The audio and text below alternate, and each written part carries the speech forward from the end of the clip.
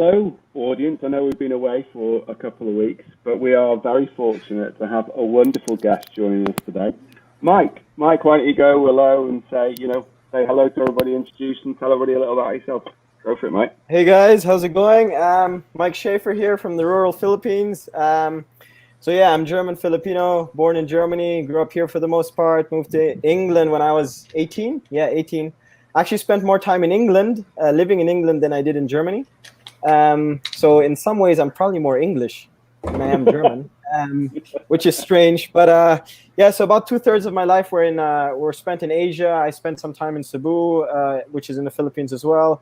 I spent some time in Vietnam, Malaysia, Singapore, China. I lived in the UK, obviously, in Germany, and in Spain as well. So I've gotten around quite a bit. I've seen quite a bit, which is why I know Ollie Lewis as well, and which is why I'm on here.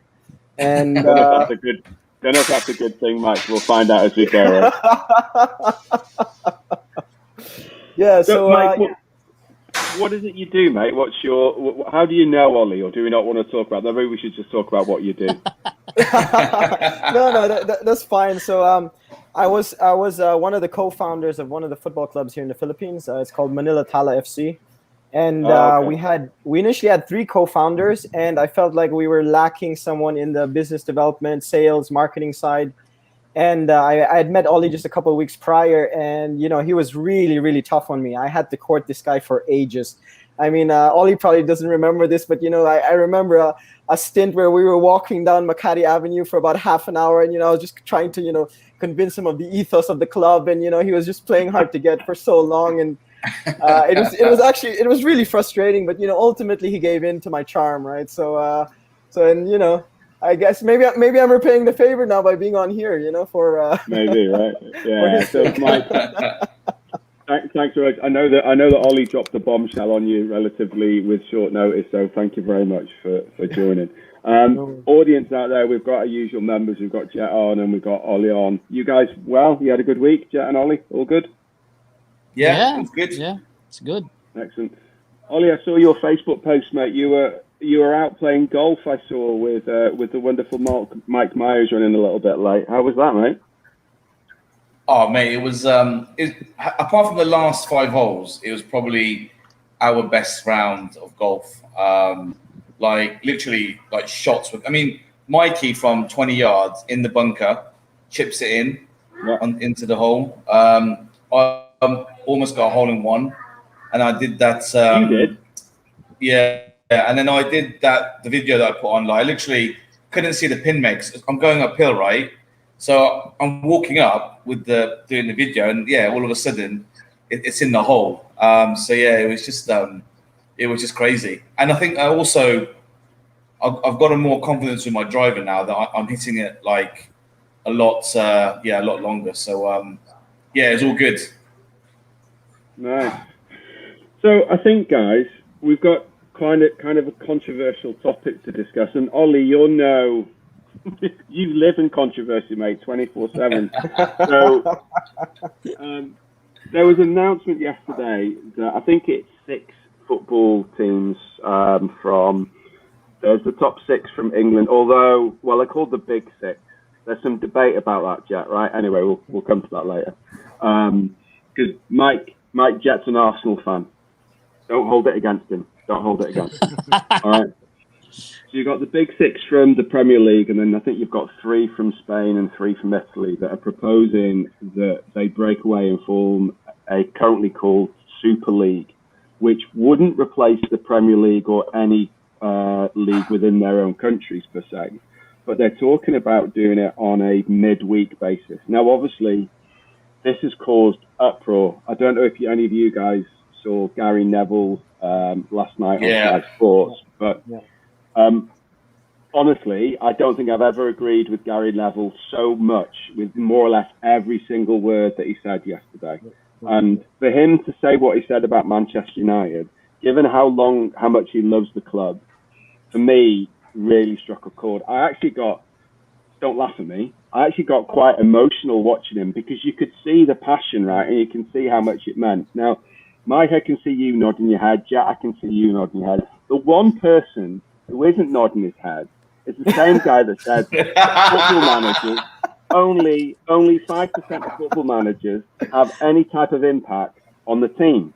So Ollie, why don't we come to you first, mate? You're a fan of this proposed Super League? Look, actually, I'm going to answer that now, but I want to speak to the others too, especially Jet and Mike, because it'd be interesting on their take. But yeah, look, for me, guys, I don't know the full outcome of it, and obviously there's things are going to be changing and all that. But I'm kind of for it, to be honest. I think it would be good for football as a whole. Why? Yeah, well, how is it going to be good for football?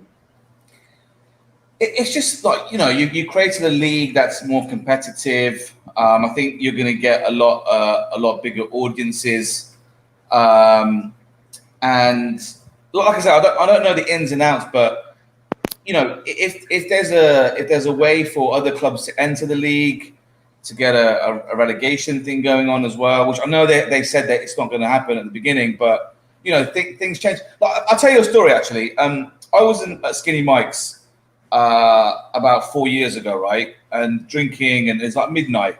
And I had a massive argument with this guy that actually, co-founded Manila Tala, right? Because he was adamant that the World Cup would not be more than 32 teams. I told him, mate, life goes on, right? I mean, remember the European Cup when it was only the winners that could enter, and then they changed it, and every man and his dog had to say something about it. It's going to ruin everything, blah blah blah. No, it hasn't, mate. I mean, football's it's a growing sport. It's a growing industry, right? And for that growth, things have to happen. And whether I think most people will be like, oh yeah, like tradition and all this, but even the Champions League wasn't even around 20 years ago, right? Do you know what I mean? The Premier League wasn't around 30 years ago, so things change. Who wants to have a go at all? Right. Go on, Jet. Everybody wants to go. Everybody's lining up, right? We're right. You said quality, right? And the football needs to grow. But remember, it's the same players that's going to play. I mean, they have like 4 domestic cups that they have to play for, and then if you're in the top tier in your own country, then you still have your World Cup, or you have to play for your national team. And all those things. It's just going to run the players down to the ground. And what will happen is quality is going to suffer. So, the quality of play is going to suffer. And I don't think we don't need another Super League or another league. We just need to improve on what we currently have. Can I make a much simpler argument? Please, Mike. Please do. Okay, United, Arsenal, Tottenham are not even in the Champions League. Now I get what Ollie's saying, right? And I'm for more money, I'm for progression, I'm for development, right? But the kind of beauty of the Champions League, right, is that it's merit based. I mean, United's been, sorry to say, but United's been kind of rubbish for a decade. Arsenal's been rubbish for more or less a decade. Thankfully, the other Mike isn't here yet, but it's true as well, right? And there's a reason these teams don't make it into the Champions League, because they're not very good, right? And then suddenly you're creating the Super League where you have these, teams that potentially are, I mean, just think about it this way, right? I don't know what the figures are, right? But Barcelona's in debt for €1 billion or whatever it is, right? These are poorly run teams, right? And I wouldn't be surprised if a lot of these clubs signed on because, they aren't well run and they need this injection of cash.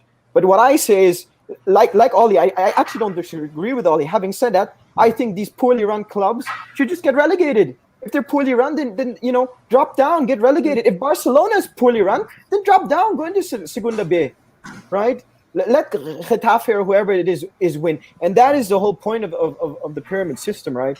Again, I'm not against more money, similar to what Gary Neville was saying. I'm not against progression to some of the arguments that Ollie was making, right? But just to share, I read this tweet which I found quite funny. If Tottenham and Arsenal join the Super League, they can be the Sheffield United and Schalke of the Super League, right? So there was another one that Mike shared with us. What was it? Spurs and Arsenal joining the Super League is like Banana Man joining the Avengers. which I kind of get, right? Which I kind of get, and that makes sense. So, Mike, I think your point in terms of merit-based competition is absolutely valid, right? The fact that these teams are getting in because they've got the most money or they've got a certain amount of money doesn't necessarily reflect the true. Well, it doesn't reflect what football's all about, right? Ollie, how is the move into Super League going to benefit the pyramid scheme in the Premier League?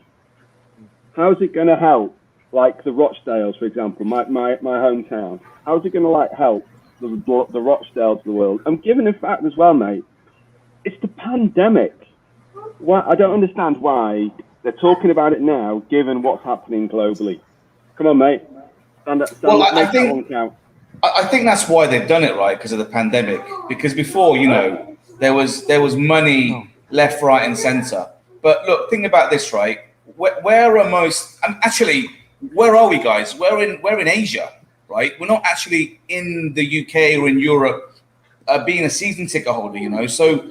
And Asia is the biggest market out there, and it's growing non-stop, right? So if you can get more viewers to watch the games, then you're gonna make more money in marketing, coverage, etc., etc. Sorry, mate, just to cut you off there. So you're saying this is purely about money? This has nothing to do with the fans. This is purely about money. Mate, football is money. I mean, Gary Neville complaining about this and that, right? Like, he wasn't complaining when Man United offered him £60,000 a week, I mean, no one's going to complain. That's different. That's his job. Yeah, I know, Paul, but that was the. Do you know why the Premier League was created? Do you know that? Do you know the history about the Premier League? You probably don't, right? It was one guy from the UK, went to the US, watched basketball, watched the NFL, and thought, Jesus Christ, right, we can do this.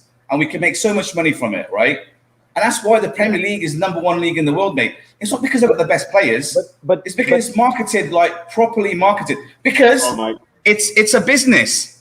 It's not about, who gives a fuck about the fans? Ollie, mate. I'll just throw this in, right? I actually, like I said, I actually don't disagree with a lot of what Ollie says, but this is what I will say. I mean, especially the English guys in here, thankfully, no German club has joined the Super League, right? And I'm actually quite not yet, mate. Not yet. Not yet. Yes, in fairness, not. They said no. Anyway, sorry, Mike. Yeah, in fairness, not yet. But let's see. But anyway, so I was on The Guardian following the live feed for in reaction to the announcement last night, and just looking at that, I was thinking specifically of the fans. So at some point, this pandemic is going to be over. People are going to start mingling again and integrating in normal ways in society. What is going to happen to the product of the Premier League if the majority of football fans in England say we're not going to attend the matches anymore, and you have empty stadiums, right? While in Germany and France, where no club has joined, right, they have full capacity, 50, 60,000 people screaming, while there's only 5,000 in England because people are protesting outside the stadium to say, no, we don't want any of this. Now, again, I don't disagree with everything Ollie's saying, but that is your clientele as well, right? And that will affect viewership in Asia and the Middle East and South America and wherever else. Look, the reason why, on that point, the stadiums have got bigger and bigger is because the fan base has got bigger and bigger. I had an argument with a friend, a good mate actually, a few months back, where we discussed why are football ticket prices so high, right? Now, for example, I said to the guy, look, and I always do this.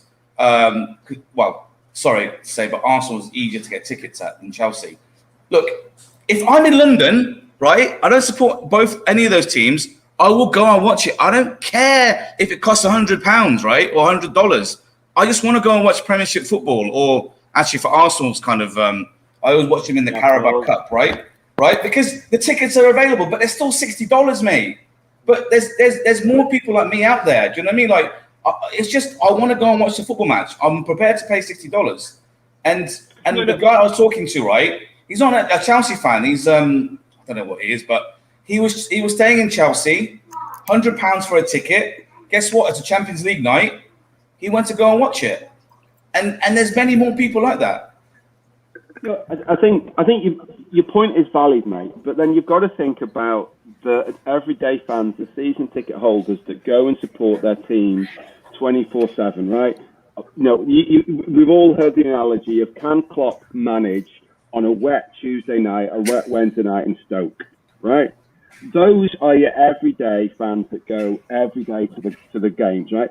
What's going to happen now is that you're going to invest for your season ticket, right? And those prices for some clubs are quite extortionate. And then what they're going to charge fans additional to go and watch them in the Super League when you've got, let's say, Liverpool against Juventus. That's a big game for anybody to go and watch. So something somewhere is going to take a hit, right? Because not everybody's going to be able to afford to go to the Premier League and go to watch the Super League. There's going to be a hit somewhere, mate. We don't all live, unlike yourself, who has how many streams of income at the moment. We don't all live, we're not all in the environment where we can go, right, I can go to watch any game I choose because I can afford to. I think that's the point that Gary and the likes of Alan Shearer, and Ferdinand were making, that this Super League has the potential, if it goes through, of ripping the heart out of football. Right. When I go to the UK, I'm very fortunate. I live a 5-minute walk away from Rochdale. It doesn't have the ground. It hasn't got the glamour of Arsenal or Spurs or Liverpool or anything like that. But I tell you what, I'll go and watch them because I want to support my local club. I honestly, mate, I can't see how this move is going to benefit any of League One, League Two teams, mate. I can't see it, and I may be. Go on, Mike. Sorry, mate. Yeah, no. I just want to throw a question at Ollie, because again, in large parts, I actually am in agreement with him in terms of like the progression of football, more money in football.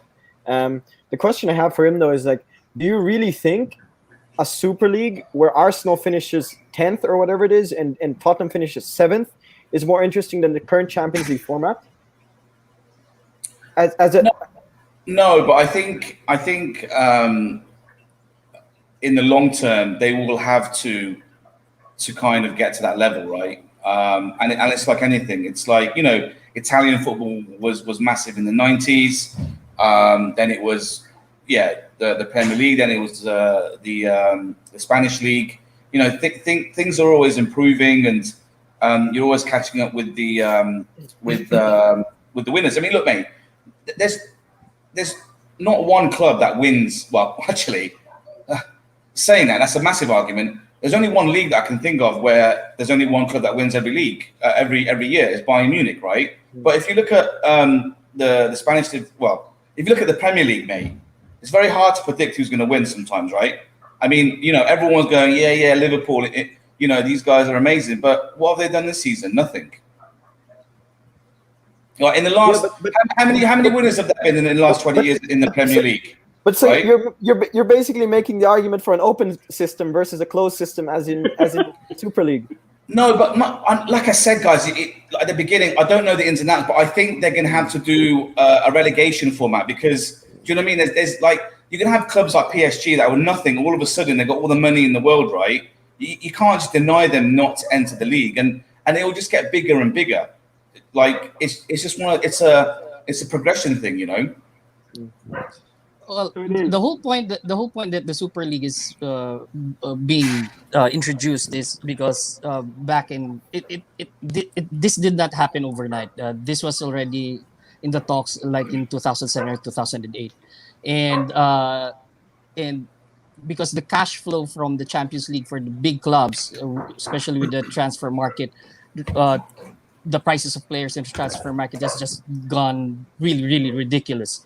The top clubs needed more cash flow to have this is like a cash cow for the top clubs or the more expensive clubs that are being run.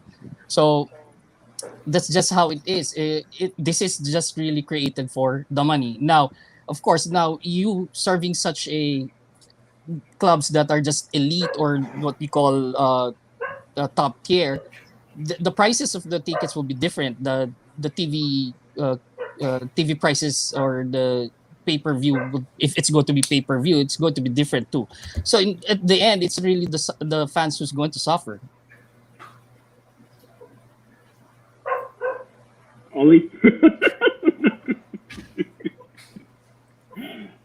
Look, no, look, it hasn't happened yet, right? And and none of us can really predict the future. And if we did, you know, we'd all be football managers. We'd be the top 5%, but we're not.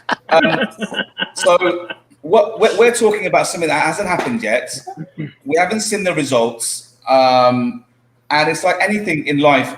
If something drastic's happened, people are going to react in a you know, not, I wouldn't use the word hysterical way, but you know, it's football as well, right? I mean, people have their own opinions. They get emotional about it. It's just the way it is. But I genuinely think it's going to be, once it's properly like running, integrated within the football pyramid, I guess, or the structure. I think it'll be better for football in general. I think so. Going back to your point though with the Champions League, mate. I think the Champions League revamp was still based on merit, right? You'd only qualify for the Champions League if you finished at a certain point or position within your league, right? Which I think is fair enough. And yes, when the Champions League was first launched, there was an element of resistance, but I think it's certainly proved its out. But Paul, what's fair when the Premier League can have 4 teams, and then let's say you're from Czech Republic, where you got to go for the qualifying round? Is that fair? So the fairness there, right, is that over time, if the Czech teams achieve certain levels of results, their UEFA coefficient rises, which then guarantees them more places or potential qualifying places. So as long as they are improving, yes, they have the chance to get more places, which doesn't exist in this Super League. Yeah, I know, because it's a new concept, mate. You know, they can't just like open it up and go, we're going to do this and do that, and this is going to happen in 5 years' time. I think they've got to test it out, and I think they've got to literally, like I said, look, if another super club comes in that has a big fan base, has a, you know, the backing, they're going to have to let them in. I mean, I think I've read it like that they've got 12 clubs, right, and they're looking to get 20 in total, or something like that, eventually. So I think, you know, in the long run, I think they are going to have to change a few things here and there. And like anything, like the Champions League, right? I mean, I think when you get to kick a trophy if you won it like 3 times in a row, or you've won it 5 times in total, right? I mean, you know, things change. Things can't stay the way they are forever, right? No. I don't think any of us on this live stream are saying that things have to remain as they are. We're all for progression, right? We understand that there has to be progress, regardless of the sport. You know, they're talking now about changing some of the rules within golf to, you know, attract a younger audience. And there's the Cricket 100 that kicks off in the next couple of weeks, which is changing things and actually changing some of the terminology in the UK. So there's always progression. I think the issue with this one, mate, and I'm going to come to you next, but I think the issue at the moment with this, Ollie, and the way that it's been presented is all the noise is about the money. And there's no kind of merit system in there. There's nothing about how that money is going to filter through to the other different clubs, even if it is going to filter, you know, to the different clubs. And then your point at the start of the meeting is valid, right? How can it be merit based if at the moment they're not even talking about promotion relegation, right? There's no competition. There's no competition for places. And if they win the league, where do they go? What happens then? Where's the incentive for them to go out and perform? Anyway, Jack, to my knowledge, you are the only person on this call here that supports a team who is for the Super League, right? Purely from an Arsenal fan's perspective, mate. How have you reacted to this noise? What's your to this news? What are your thoughts? Are you going to remain an Arsenal fan? Of course, that's not going to change. Okay. I've known about the Super League like way back in 2008. There's already rumor, and then there's we were still fighting for the top four during those times, as you could remember. And even in 2009, in an interview with Arsene Wenger about regarding that, well, it wasn't even mentioned that Arsene Wenger did say that eventually there's going to be a league wherein uh, the top tier clubs will just be involved, because right now the Champions League cash is not enough for a top club. So to run a top club like Real Madrid, like Barcelona, like what Mike said, now Barcelona is in need of that cash because they're in debt. So uh, what I'm concerned about is it's not really having uh, it's not really having another league, but it's that it's the quality of the players that we're going to get, or the quality of play is going to suffer. Definitely, one cup is going to suffer because you're going to put all your players in performing in this cup or in another one. Where would the money be coming from? It'd be in the Super League. So you're going to field in your best players always in Super League, and probably have the not so not so good players playing for domestic cups, which I'm not a fan of. Which gives them an opportunity, right? I mean, some players need the opportunity to have games. Yes, Like, so- but that's why you have the other domestic cups like the Carabao Cup, the FA Cup. That's why you fill them in there. But the Premier League, I don't think it should. It's right now. It's the number one export of England, so I don't think it should be. It's going to take a hit if the Super Club does come to fruition. Well, it's going to come to fruition. Sorry, can I just throw some things out just so that we're all on the same page here? Mhm. This is just stuff that I was reading. So the initial plan was for 15 teams, right? I'm assuming the 12 that are already in, and then Dortmund, Bayern, and potentially PSG, right? At least I think that was the thinking. And then so it was supposed to be 20, where 5 could qualify on some sort of merit system. Having said that, upon the release of the statements of the Super League, and of course, the 3 clubs that I mentioned that didn't join, so that's why it's only 12. FIFA, UEFA, Serie A, La Liga, EPL have all said that they're against it, and they are considering drastic actions. Everything from potentially barring said teams that joined the Super League that they can no longer compete in the domestic league.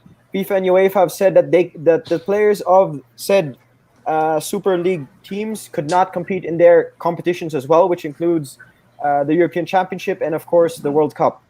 To which the Super League released a statement that they were going to take legal action against what the different FAs and FIFA and UEFA said. So sorry, I'm just throwing some stuff out there that I read, just so that all of us are roughly on the same page, and we can use that as points of discussion.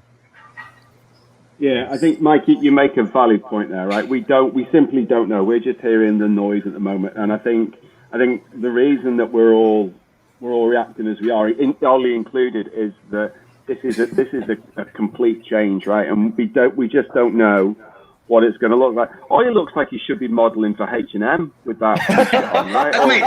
Mate, funny, it's a H&M old T-shirt actually. So yeah, sorry. I am at home, and no one can see me. Well, they can. We've got Jesse Lingard. Well, yeah. Jesse Lingard's watching according to the YouTube. Look, Jesse Lingard said it's a disgrace to football. The greedy side of clubs are slowly coming up. They should realise most of the clubs are run by fans. If that's the real Jesse Lingard, thank you, mate. That's amazing. Man. And what a move to West Ham. Well done, mate. Well done. So, listen, I think at the moment, like you said there, Mike, we don't know what we don't know. There's a lot of backlash happening at the moment across, not just in the UK, but across across Europe particularly. A shout out to I think it was Bayern and also Borussia Dortmund that were initially invited, and PSG as well, apparently. This is the rumour, so we don't 100% know, but they were invited to join, and all 3 clubs have said no. That may change over time. Obviously, we don't know what's going to happen. I don't think I don't think it'll be allowed to push through in its current format. I think something needs to change, but let's see. Let's see, Mike. You live and breathe football probably more than the rest of us. What do you guys? What do you think, Mike? What are your thoughts?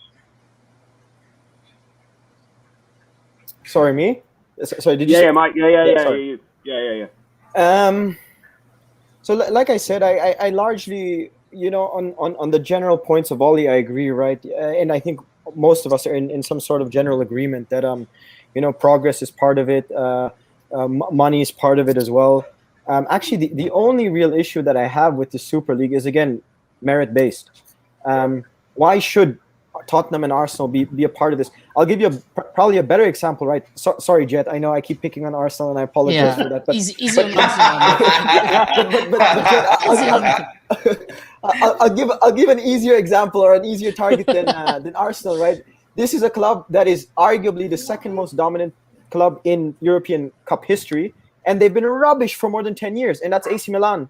And yet AC Milan is part of the Super League. Why? They've been rubbish for more than 10 years. Ever since Berlusconi left, they've been rubbish, right? And, they're lingering somewhere between 10th and 15th or 8th and 15th or whatever it is for the last 10 plus years. Right now, of course, they're back in the top 3 or 4, and this year they would have deserved it. But why would AC Milan be part of the Super League versus someone like Napoli, right, that has been relatively consistent for almost the last decade? And Napoli didn't get invited, and AC Milan did. So that's actually my only real issue with this proposed Super League. Again, I'm not against more money. I'm not against progress. I'm really just against this idea of a closed system where certain clubs can just actually. Okay, I mean, Ollie, you're a big capitalist, from what I know, and and one of the big pillars, or one of the big pillars of capitalism is that you compete to prove that you are the best, right? Yeah. This sort of closed system is almost like a socialist system where these clubs that don't deserve to be in there for whatever reason, they're poorly run, they're not strong enough on the pitch, right? They make it in. And again, I'm not against reform. I'm not against more money, as some fans are. What I'm really against is this closed system. I mean, I know Gary Neville made a couple of other points. I guess you could make the argument again as well that the timing was completely wrong. It just leaves a really bad taste in a lot of people's mouths. Especially, given the current economic and global crisis that's happening. And I wouldn't be surprised if, Jet was speaking about his loyalty to Arsenal. I was speaking to a couple of other EPL fans just before coming on here, and, they're disgusted with their clubs. And these are fans that have been fans for 20 odd years, and they can't believe what's happening. And they're in shock and disgust, and, again, just to underline my thinking here, not against progress, not against more money. I am, though, against a closed system where certain clubs can get away with, not being well-run organizations. Say like a Barcelona or an AC Milan, for that matter. Right. You're right, mate. And we've had another comment from a viewer here. I think this is an interesting one. Leicester winning the league was the stuff of dreams, and the ESL can't provide that in a fair manner. I think that's a fair shout, right? I think that's an absolute fair shout. So, Mohammed, thank you very much for your comments, mate. I think you're right on there. Ollie, before we... I mean, they can win the league, right? Because the EPL is not going to get thrown away. So, Rochdale can win the league, technically speaking. No. Mohammed here is talking about the ESL, which is the European Super League, mate. That's what he's talking about. In terms of... Yeah, I know, but right.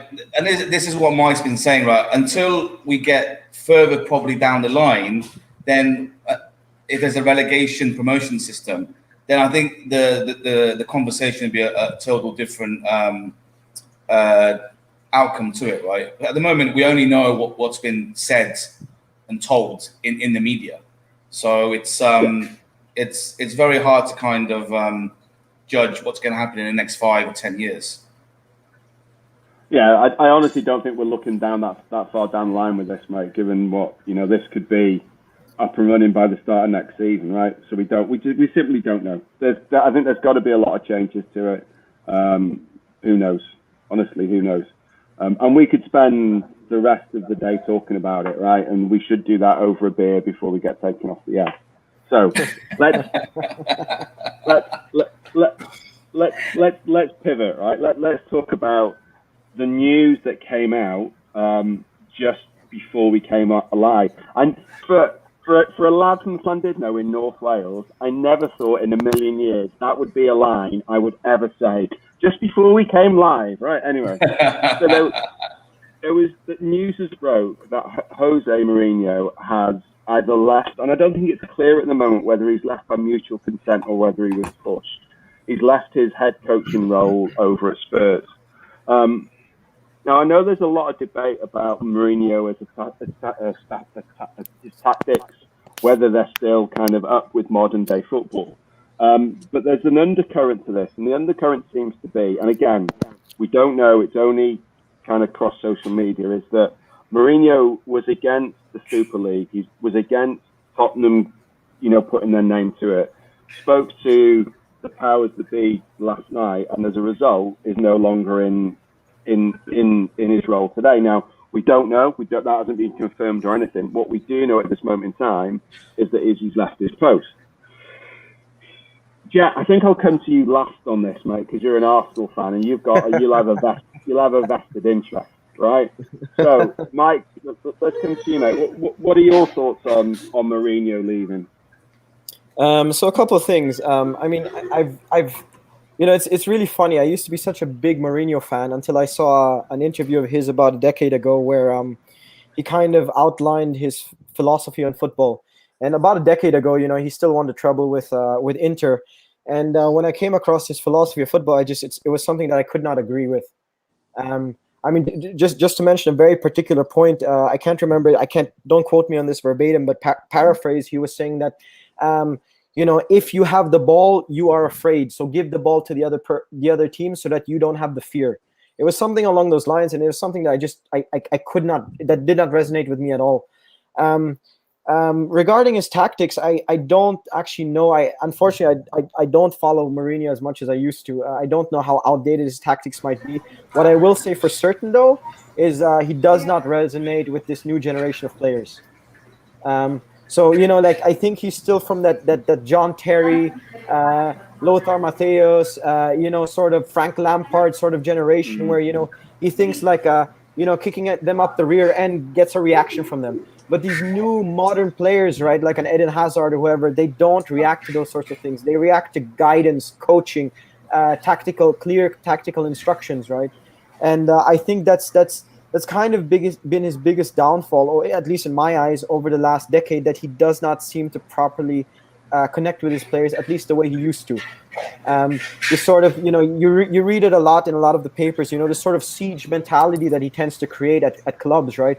That's something that used to work with this old generation. I mean, just so you know, I'm a Bayern Munich supporter, right? So it's actually, we used to call it hero football, right? So we used to get all these heroes, Effenberg and Matthäus and, and Kahn and, these guys that you just want to beat up and that motivates them even more to perform, right? But that, unfortunately, that's not the modern generation anymore. So having said all that, if these rumors are true, my hat goes off to Mourinho. I mean, so much respect for what he's done.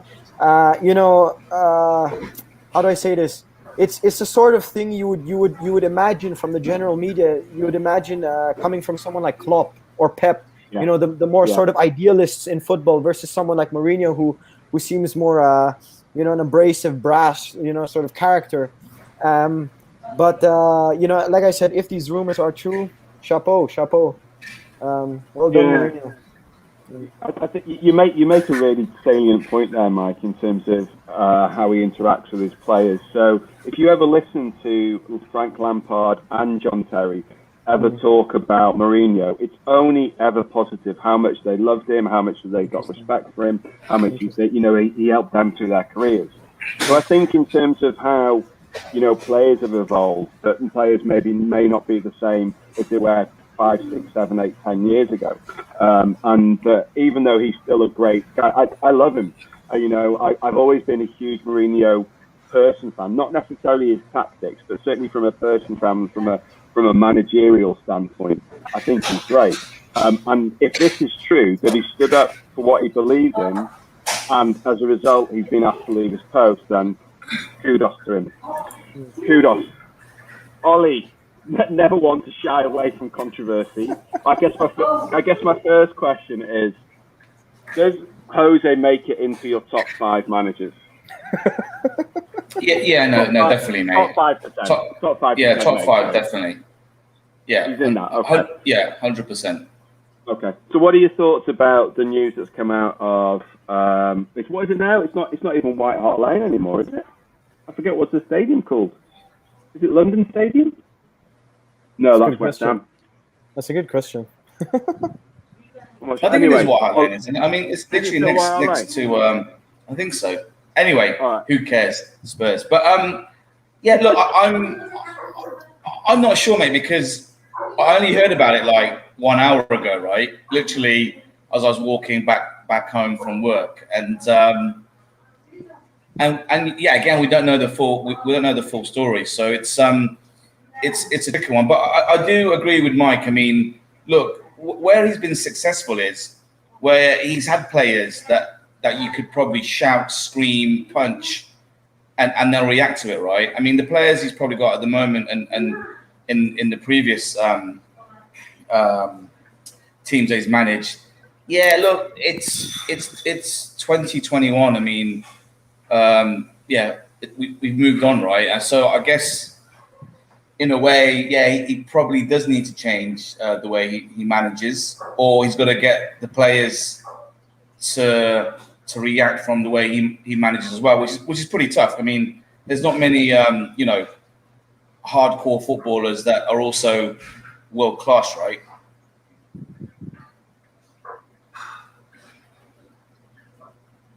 Well, it seems like the Spurs players aren't. Sorry, any Spurs fans out there, but well, there's probably like 2 world class players in that team. Yeah, Kane.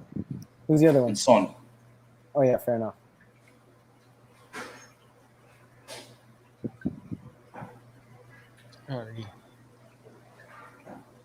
Well, I think about Mourinho is like what we've discussed before, right? I've said that he has a shelf life. He tends to be, I don't know, his tactics tends to expire, and he's kind of slow in revising his tactics. To Mike's point that he's unable to cope with this generation of players, which I agree, because you win a football match. It starts in the dressing room. If you lose the dressing room, you're not going to win the football match. You're going to have difficulties of difficulties in giving instructions to the players, and these players following your instructions or your tactics. So I think he needs to take a rest out of management, and probably for a year of hiatus, don't think about football or anything like that, and then come back and probably have a more refreshed things, or reset his mind and probably come up with new tactics. So I think him stepping away from football for a year would be beneficial for him.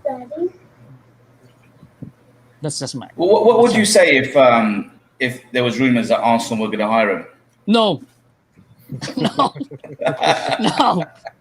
No. Sorry. I like my flowing football. I like my attacking football. No. I don't like football that's being parked in the bus. The whole point that he was also sacked in Man United, his tactics didn't go with the DNA of Man United, and you injecting something into Arsenal, it's not going to work. Who was this? Sorry, who was this Jesse Lingard guy, man? It's like, I know it's one of us or one of our mates messing around. Like, because it's cracking me up. It's great. It's great. Look at this. Here we go. Hang on, he's asking, sir, what are your views? Okay. Tuchel.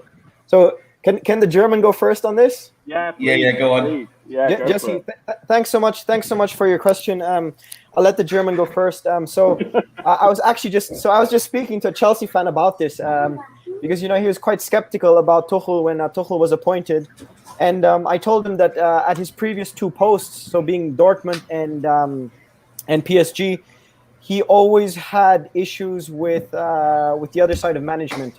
At PSG, it was what's his name, Leonardo, and it seemed to be a political battle, and that's why he ended up getting sacked, because he lost a political battle to Leonardo. And at Dortmund, it was the head scouts, Sven Mislintat, who is now, of course, or who was at the time, Jet just went off, but who was at the time for at Arsenal.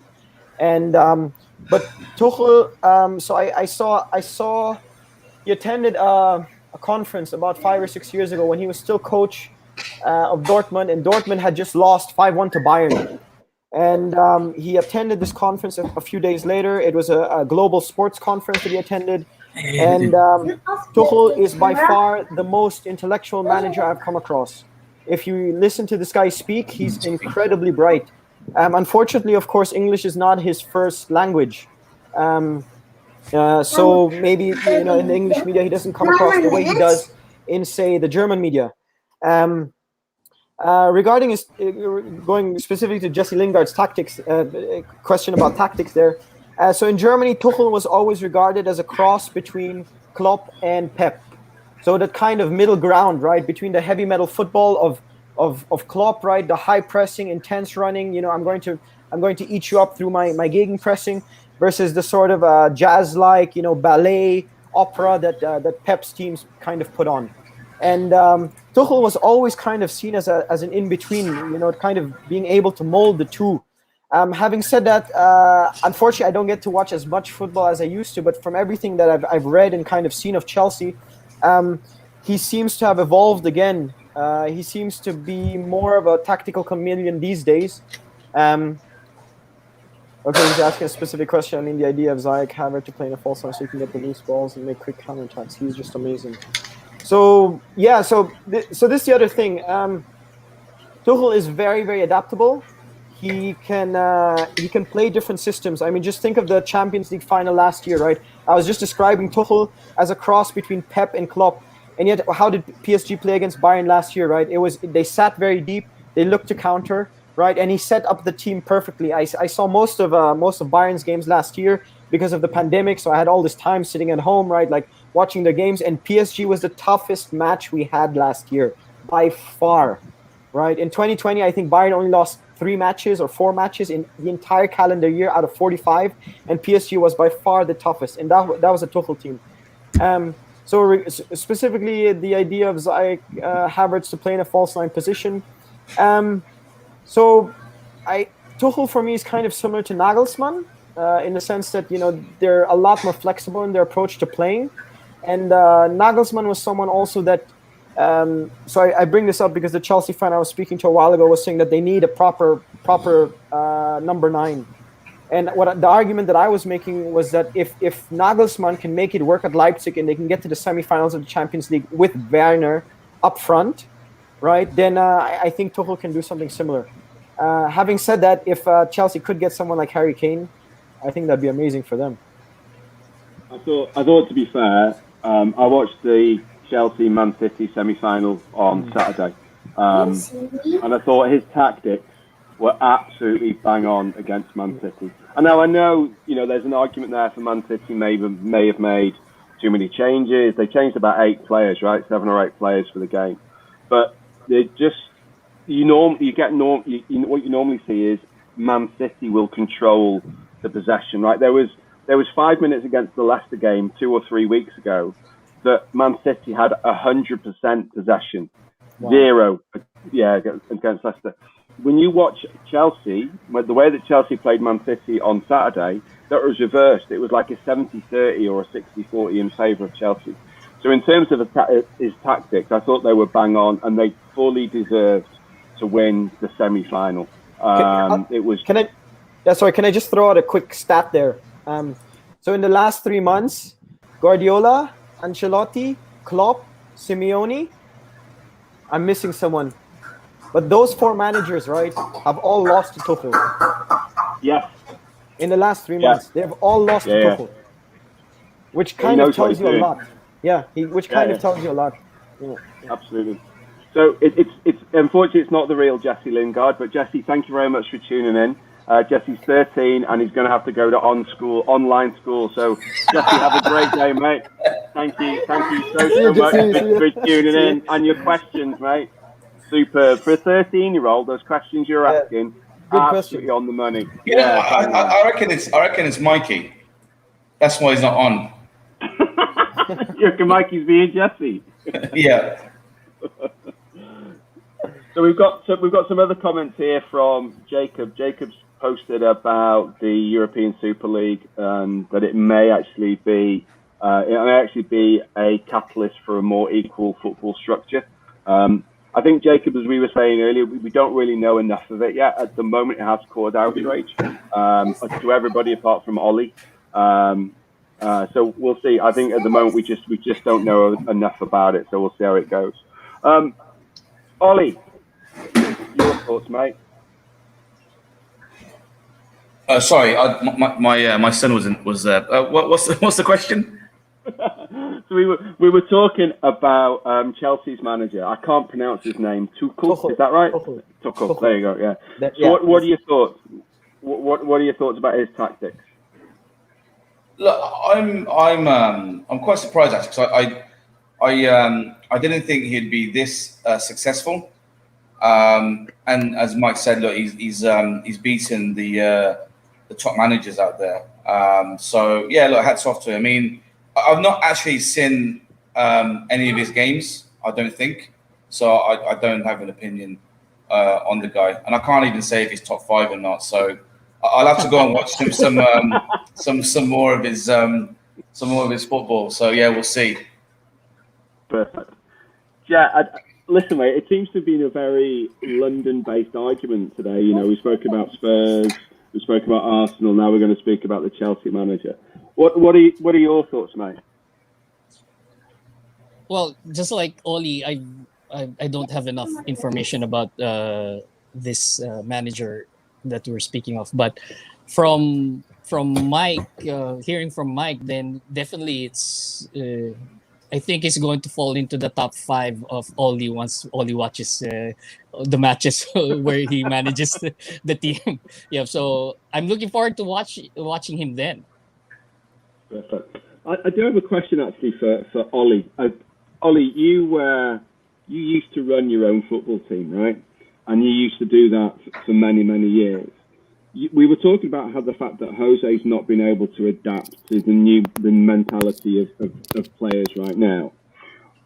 What's your approach? What's your strategy when it comes to man management? Are you an arm around the shoulder guy? Are you a hairdryer guy? Are you a happy medium? Mike's smiling here, so it sounds like there's a story there. But Ollie, what are your thoughts, mate?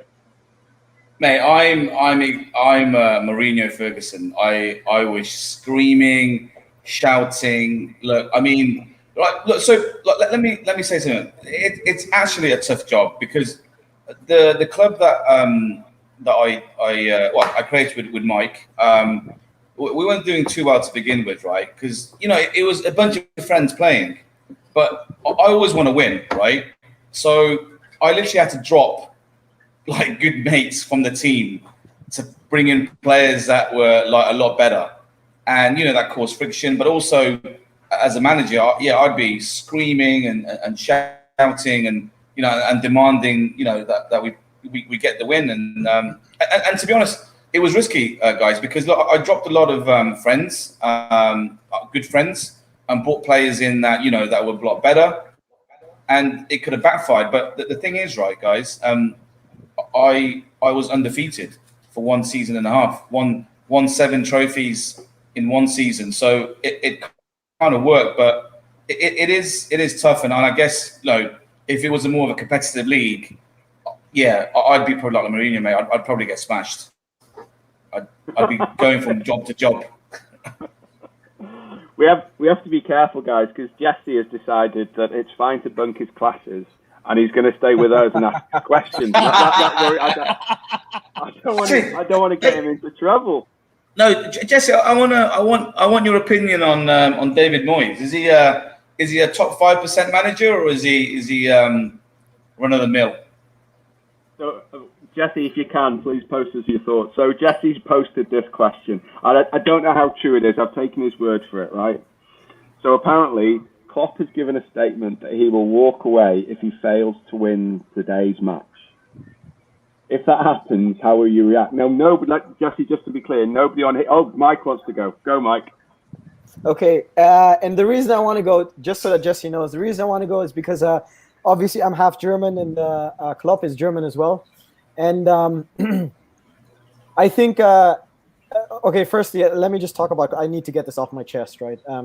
In true Ollie Lewis fashion, right? Like, I'm actually not the biggest Klopp fan, right? I haven't been, and this has nothing to do with him being at Dortmund, right? The reason I'm not the biggest Klopp fan is, right, because when he's in a good mood, he's everyone's darling. And when he's in a bad mood, it's everyone else's fault, right? And this is something that does not resonate with me. Accountability, right? Like, when you make a mistake, when you lose, look at yourself first in the mirror. And that's one of the biggest, and just so you know, right? Like, so this is something that if again, I'm half German, I watch more Bundesliga than I watch EPL, right?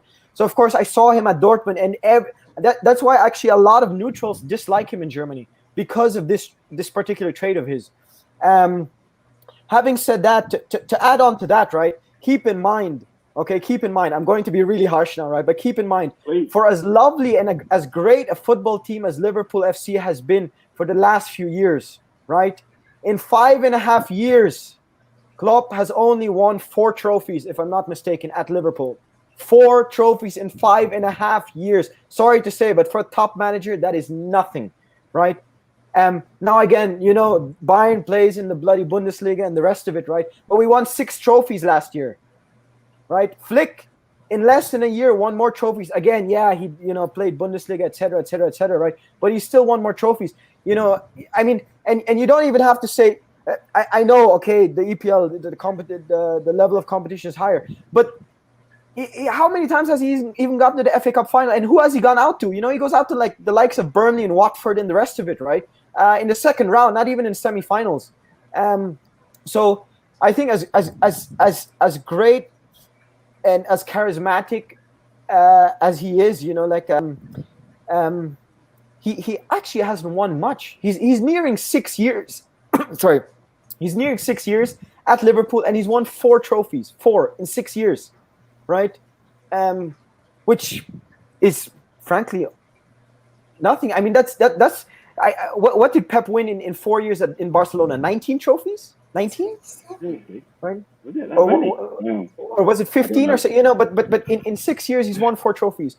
Now, having said that, I think Barcelona is a bit of a different club, right? I know you probably think it's not well run or managed, but it's they produce talented players. They're a massive marketing machine worldwide.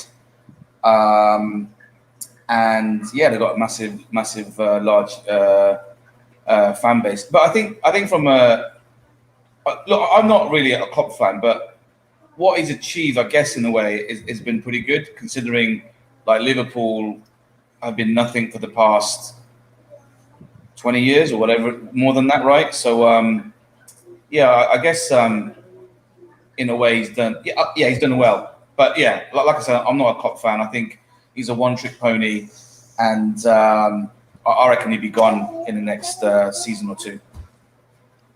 Jed, what are your thoughts on Liverpool and Klopp? Same with Oli. I think he is a one-trick pony. Just like what he did in Dortmund, when all the players started to leave and go somewhere else, and he could not get the right fit. He could not implement a new system that would fit the current players that he has.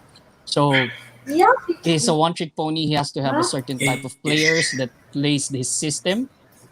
He doesn't have a plan B, a different system that can fit a different player. So yeah, I think he's going to be gone in like 2 seasons. Can I add on something to what Jet was just saying, because I think Jet made an excellent point. It's so I actually, and I know this might be controversial if there are any Liverpool fans listening in, like say a Michael Meyer or something. Yeah, where is he? I don't know. Mike? He commented a while ago. I saw his name pop up. Danny Perry as well. Bloody hell. Sorry. But what I will say about Klopp is this, right?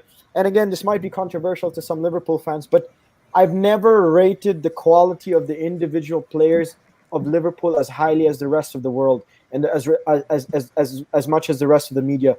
I think that is Klopp's biggest strength, that he's able to make the sum of his 11 players larger than the sum of their individual qualities, right?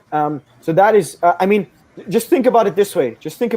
Right? For a couple of years, the argument can be made that a midfield of Henderson, Wijnaldum, and Fabinho was the best in the world.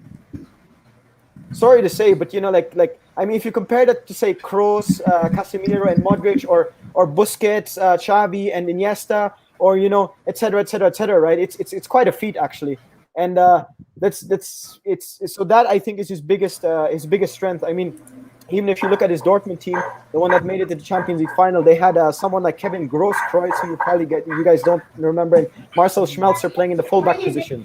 Right, Grosskreutz now he's about 30 years old, give or take, and he's playing 6th division in Germany, right? Which kind of tells you about what Klopp was able to get out of that particular player. Sorry, I just wanted to add that because I thought Jet was making a great point there. So we've got another question from Jesse, which I know we've talked about, but I think it's only fair that he's been so interactive with us, and we've been on for just over an hour. So let's make this the last question of the show. So Jesse, and we've spoken about this, guys. So feel free to summarise. It's funny how Arsenal, Tottenham, sorry Jack, claim themselves to be a big 6 teams to take part in the European Super League. Your thoughts on this? So Jesse, we have already done it, but so we don't bore everybody, we're very thankful that you've been there supporting us. We'll just go around the table and everybody can just summarise their views really quickly. So, Jack, let's come to you first, mate. As an Arsenal fan, your views on this? Well, when the idea of the Super League already came up, we were still a top team. We were still a top 4. We just we just fell from our graces. So, but again, Super League. I know what's the cause of this and what's the reason. The argument was it's for the fans, who wants to see somebody like AC Milan against Arsenal, which may not happen because where we are in the table and where AC Milan is in the table. So that's why the Super League was created, and so those are one of the causes or one of the reasons why the Super League was created. But honestly, I think we are running down the players too much. International commitments, the domestic cups and all, and Europe and whatever else. I think it's going to the play is going to suffer. The quality of play is going to suffer. Cool. Mike, we'll come to you next because I want to leave Ollie to last. And there's a reason. I'll explain what the reason is, but carry on, mate. Yeah, so Jesse, just off the bat, I'd like to say thank you. I mean, for 13 years old, you're asking fantastic questions. These are truly fabulous questions. At 13, I was not as mature and as advanced as you. So good job, well done.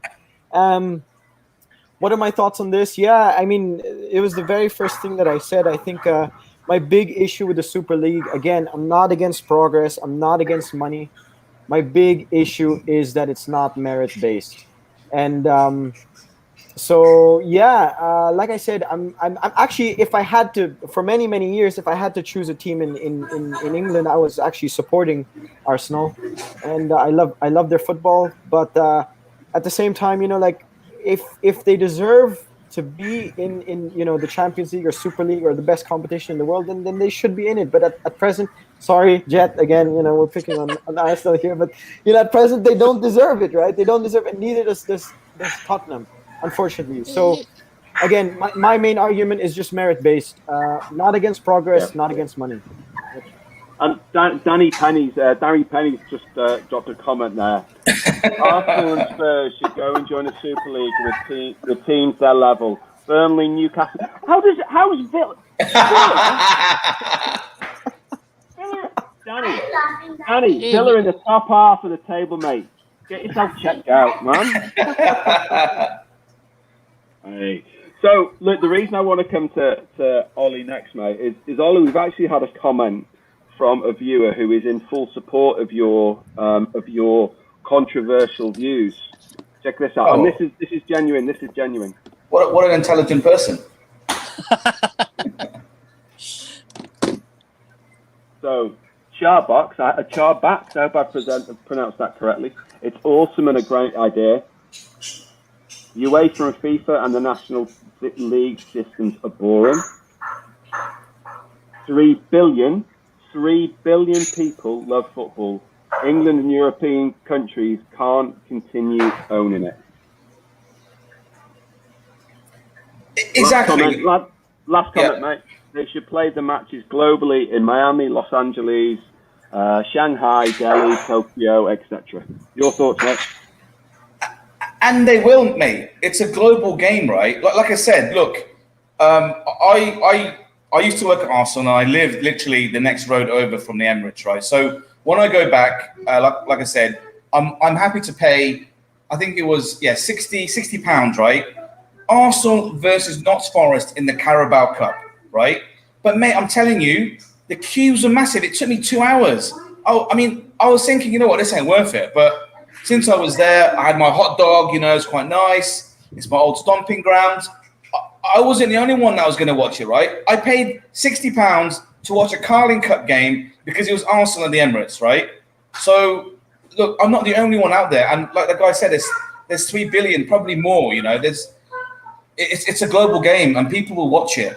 Now, I understand Jet's concern that the players might get diluted, but I think in general, right, I think you're going to produce a lot more players. I mean, look at the English lads in the Bundesliga, probably the best players in the league.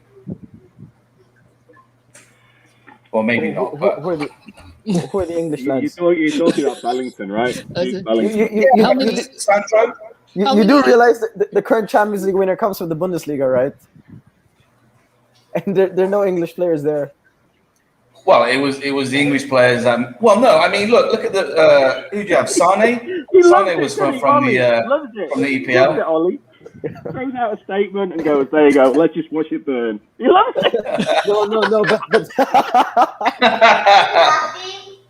Who was that? Wait, who was that Arsenal player that turned amazing? But you know, the English, the English trained in me. It's just that, you know, Arsene didn't really see his potential. No, we saw his potential. No. We saw his potential, but one has to go.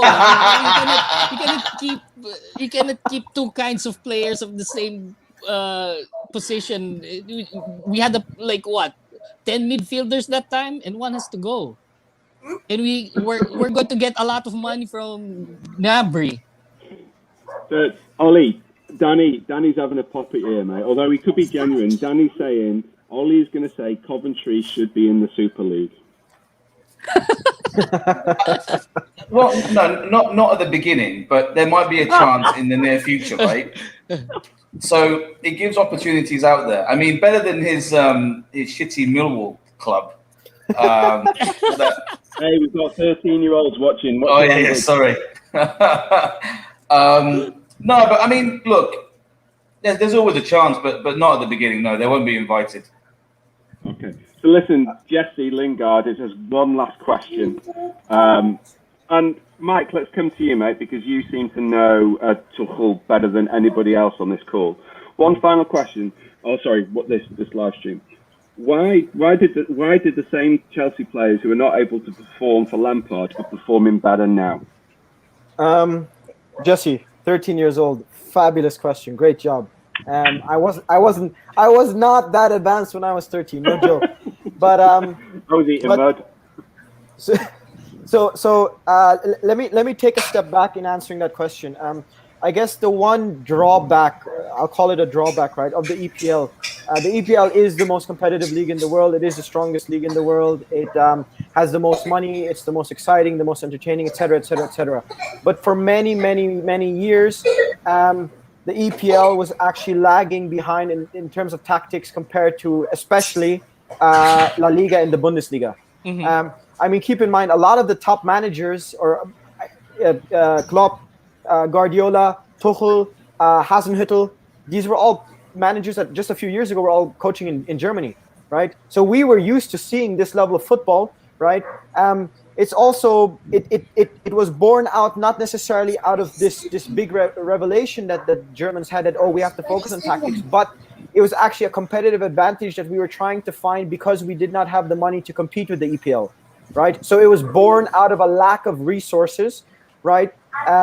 Having said that, of course, at some point, like money always attracts talent, and now, like a lot of the top managers are actually coaching in England, including Tuchel, Guardiola, Klopp, Hasenhüttl, Ancelotti. The list goes on and on and on. Emery as well, right? Emery was highly successful, right, at Sevilla.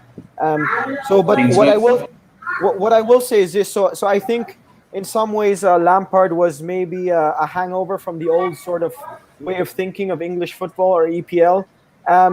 I don't get to watch as much football as I used to. I did see 2 full matches, though, of Chelsea last season, and that was when they were under Lampard, and I got to see 2 full matches because they played Bayern, right? And again, I watched practically every Bayern match in 2020 because of the pandemic. And I remember being really excited to see Chelsea because, everyone was talking about this club legend coming back to the club, him bringing on this new generation of young players, and I wanted to see them play us, and I was so curious to see, and I won't lie, maybe Lampard has some value in football management, but when I saw his Chelsea play Bayern, I was actually quite disappointed on a tactical level. I did not feel like he was warranting all the praise. Again, viewing it from a sort of tactical lens, and I also did feel that given the players at his disposal, he could actually be doing more. Having said that, it's still very early days with Tuchel, but it seems like a manager with a stronger tactical background, as Tuchel does have, he seems to be getting more out of the players in the last few months than Lampard could, right, over a similar amount of time. And he always seems very calm, right? He always seems, and I know he's not had to suffer kind of a dip in form or anything like that. Whenever you meet him or you hear from, not meet him, but whenever you hear from him, he's always he always seems to be very in control of himself. And I thought the way that he answered the Werner question about 2 or 3 weeks ago was about, look, he's been doing this since he was 6. He'll be fine. Just let him carry on. I thought it was a wonderful way, and it's very rare you hear a manager turn around and say that, right? Mike, I have a question for you from the wonderful Danny Perry, all the way from down under. Be interesting to hear your thoughts. Bring the Super League concept to Southeast Asia. 16 big teams from across Southeast Asia. Mike, what do you think? I'm for it as long as Danny Perry runs the league.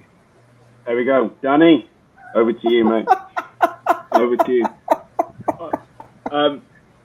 Mike, you're asking about Jesse. This is Jesse's reply.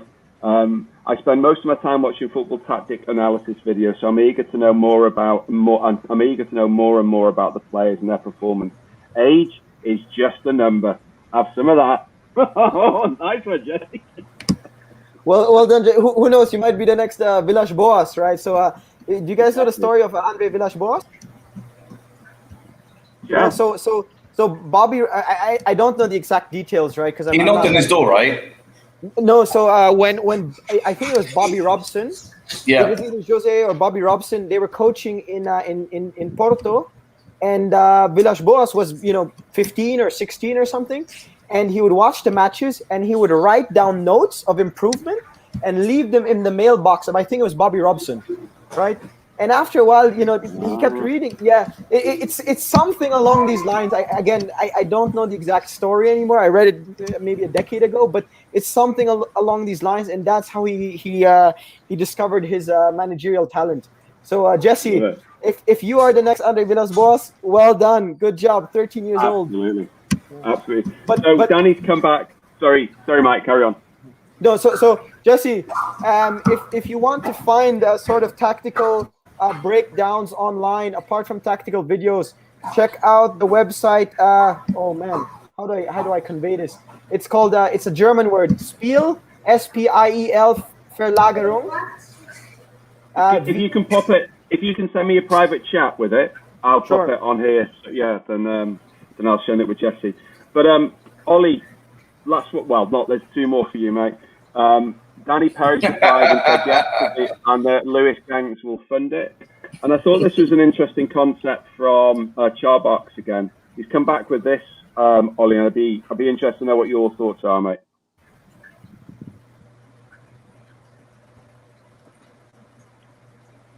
They should rename it the World Super League and have one Chinese, one Indian, one US, one South American, and one African team. Maybe Japan and One South Korea US? can. Yeah, one US. They don't call it football even. Soccer, right? Yeah. What do you think, Al?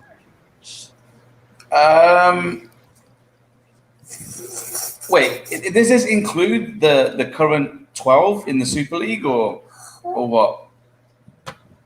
Mate, I don't know. I've just got. I guess so. It would include what Charbox again. I hope I pronounced that correctly. Is talking about is expanding the proposed European Super League to make it a world league and have a team from whether it's each country or each continent. I guess at the moment it's too early to tell. But do you think it would go to that way? Do you think that could happen? Yeah, look, I think eventually it will happen, but it won't be anytime soon. It's a bit like the NFL and the NBA when they play their games in London, right? They want to get more exposure on a global basis. And I think, some of their games will probably be played in China, India, Japan, and other growing markets in the future, right? I mean, it's marketing, guys. Like, it's not because some fan in Rochdale drinking a pint in their pub goes, well, I've been a Rochdale fan for all my life. Well, okay, mate. Well, we need more money. We need more exposure. We've got to get out there, right? We're grassroots level, blah, blah, blah, blah. Okay, fair enough. But, like, do you know what I mean? Like, it's a big world. You can't just sit there in the pub drinking a pint and moan about it. Go and do something about it. No, but then what I didn't like, Ollie, I've got so much time and respect for you, mate. But I didn't like the comment. Well, it sounded like it doesn't matter about grassroots, right? I'm not going to take that literally. You didn't mean that literally. No, right? no. Look, I'm all for grassroots. Yeah. Perfect. All right, cool. Jet, any last comments for the audience out there? Anything you want to share? You share, mate. Just keep watching football. Support our local clubs. Mike, it's been an absolute pleasure to have you on. I hope we can get you back on a more regular basis, mate. You really know your stuff. Before we go, any comments that you'd like to share with the audience? If there's anybody out there that wants to get in touch with you, what's the best way to do it across social media? Oh, so that's a funny thing, I don't actually. Why is Ollie laughing? I'm not sure why. I have no idea. There's a story there, I guess. Yeah, maybe it's my notoriety on social media on occasion. I don't actually use much social media. I have Instagram. I don't have Twitter, but I don't use Instagram at all. I guess if you want to get in touch with me, message Ollie Lewis and he'll get back to me with any messages that I have. Unfortunately, as I mentioned, I don't really use social media, but yeah, let's see. I had a great time today as well, and maybe we can sort it out that I come on the podcast again at some point. Yeah, please, Mike. That would be great. Listen, audience members, this is the most interaction we've ever had with our live stream. We thank you so much for all the comments. It just goes to prove that it is an emotive topic, this Super League discussion, right? But also, it means that Ollie isn't talking rubbish. He does know what he's talking about, which is great to know. And Mike has just been a wonderful guest. So, listen, guys, thank you so much. Audience, thank you seriously, thank you so much for getting in touch. It really does mean the word for you at the World Tours. Jesse, we are available, or we go live every Monday at 6 p.m. PH time. I'm sorry, I don't know where you are in the world, so I don't know what that equates to. But I'm sure you quickly go onto World Clock and that will tell you. But yeah, guys, thank you so much. Everybody have a wonderful day. Have a great rest of your week, and really appreciate today. Thank you, everybody. Cheers, guys. Bye bye. Bye.